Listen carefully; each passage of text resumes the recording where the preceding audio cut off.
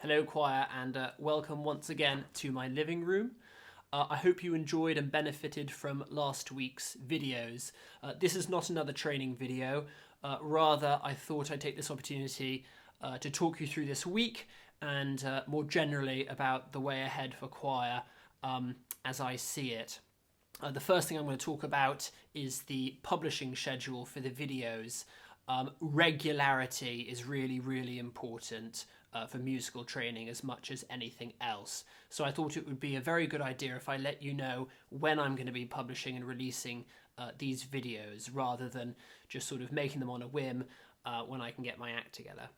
So first of all, every Wednesday we're going to have a training video. That's going to be in the style of episode 1, which you'll remember was basic technique and warm-ups. So every Wednesday we're going to have a training video, sort of stuff that's going to build your knowledge and your understanding and your ability as a singer, but also as a musician in general. Thursday and Friday's videos are going to be in the style of episodes 2 and 3, those hymn tutorials.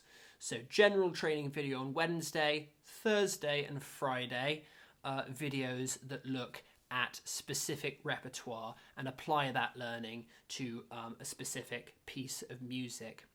I'm going to be releasing them regularly according to that schedule. Please find a regular time yourself to engage with the videos. You don't have to watch the Wednesday video on Wednesday, you don't have to watch the Friday one on Friday, but for the sake of good habit forming, good habits and bad habits are all the same. There are things we apply regularly. Find a time within your own week to watch and engage with these videos. That's really important. So Wednesday training video, Thursday and Friday repertoire building. I'm also going to talk about choral services and how I think we can actually harness the power of technology and of the internet to actually come together and make music together. And the way we're going to do that is via Zoom, a Zoom Evensong, Zoom Compline. Now, I'm sure some choir parents at this point are going, you just said 6 words I don't understand right off the bat. So let me explain what it is I'm talking about. Zoom is a sort of video calling piece of software. It's slightly different from FaceTime and Skype and that kind of thing, which are mostly designed for socializing, in that Zoom is kind of designed for having meetings. I think I'm right in saying that before the whole COVID-19 thing, it was mostly used by large companies with lots of offices and sort of complex international operations so that people could have meetings all together and talk stuff through, even if they were many thousands of miles away from each other. I'll say right off the bat that Zoom, all video software, does not work for making choral music. And that's simply because this software isn't designed to have people making noise at the same time. If you think about a meeting or a conversation, people are supposed to talk in alternation. If they're talking over each other, it's kind of a sign that it's a failure to have a proper conversation. Choral singing is a very rare example of a thing where we're supposed to be making sound at the same time. There are some funny videos already on social media and YouTube and stuff like that of choirs attempting to sing in their parts over Zoom, and it sort of hilariously does not work. So why am I talking about this if it's a complete dead end? Well, I should say, Father Oliver, it was his idea, actually found a way to make Zoom work for choral liturgy. And the secret is not to try and have people singing at the same time, but to have people singing separately and to carve out the service into lots of little solos. We did a trial of this on Friday. We did Compline with just Father Oliver, me, and 2 of our choral scholars divvying up the music, and other members of the congregation phoning in just to listen. And this is how we did it. For those of you who don't know, Compline is a service that the choral scholars normally sing in the Lady Chapel on a Friday. It's all plain song, there's no organ, it's unaccompanied. Most of it's the same every week. A few small things like the psalm and the reading do change each week, but otherwise it's a very, very straightforward service. Father Oliver found the Microsoft Word document for the order of service, which has all the music in it as well. And what he did was that he just went through there and wrote different people's names above little bits of the music. So it said, Father Oliver this, Lowther that, etc., etc.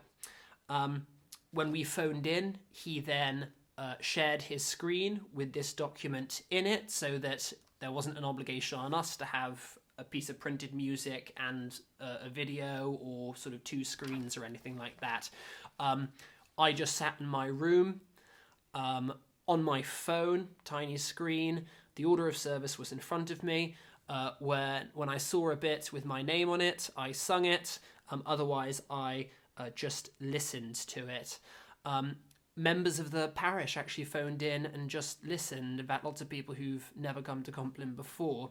And I have to say, it worked really, really well. I'm not going to be phoning a record label. It wasn't a sort of piece of musical perfection. The technology wasn't 100% well-behaved all the way through. But it was really, really effective. And it was so nice to make music together, having had such an absence from it and wondering how and when we were ever going to do that again. So I think this is the way forward. So, first of all, back row, Friday, Compline, 7:30 on Zoom. You're all invited this week. The trial's done. It's a success. So phone in, download Zoom. We'll send you the link over email and we can all do that together and we'll write your name in. So all you have to do is turn up. Secondly, boy choristers and girl choristers, we're going to be applying this principle to choral evensong. We're going to find a way of making that work for choral evensong. Like I said earlier, regularity is important. I would like to find a regular slot for this. Ideally, I would like to tailor these Thursday and Friday videos to some repertoire. So actually, in the style of rehearsal where we learn something and then a service where we perform it, there's a direct relevance to those videos and even more of an incentive, not that you needed one, to engage with the videos and learn the music that I've been teaching over them. So we need a regular slot. I won't suggest one yet because I think we should trial it with a small group first.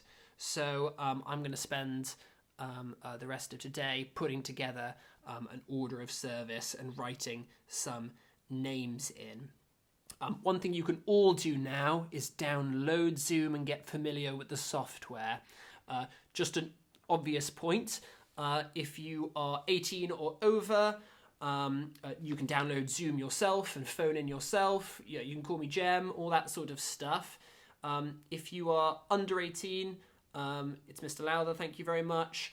And choir parents, they're going to have to phone in through your account. So do download Zoom, choir parents, and engage with that. And again, expect over email some further details about how we're going to be doing that. I'm really excited about this.